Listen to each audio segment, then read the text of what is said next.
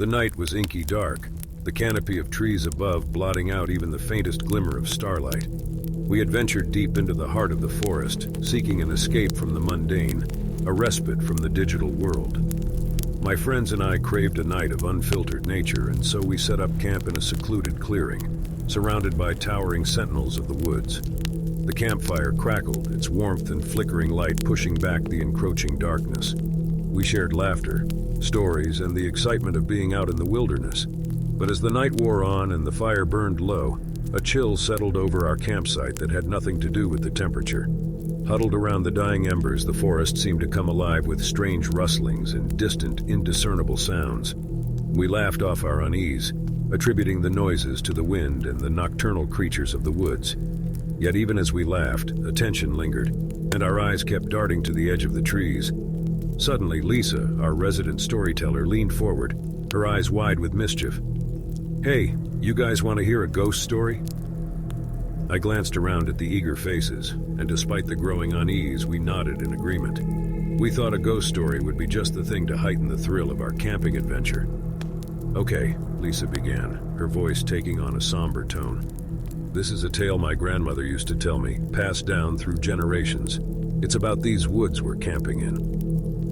As Lisa spun her tale, her words were carried away by the night breeze, almost as if they were being swallowed by the very trees she spoke of. She described a legend of a spectral figure that wandered the woods at night, searching for something lost in the depths of the forest. She painted a vivid picture of a lantern-carrying ghost that could be heard whispering on the wind. As her words wound to a close, the forest around us seemed to hold its breath. Our laughter had turned into nervous chuckles, and we exchanged uneasy glances, feeling as though the shadows had grown deeper, more sinister. "We're just spooking ourselves," Mark said, his voice quivering. "There's no such thing as ghosts." But as if in response, a soft, almost melodic whisper drifted through the air.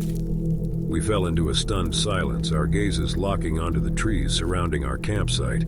It was just a trick of the wind, I assured myself, a trick of our overactive imaginations.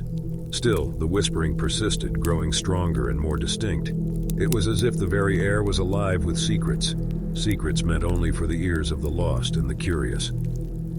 I exchanged worried glances with my friends, each of us grappling with the fear of the unknown. The campfire sputtered and dimmed further, and in the encroaching darkness, the whispering seemed to grow louder, more insistent.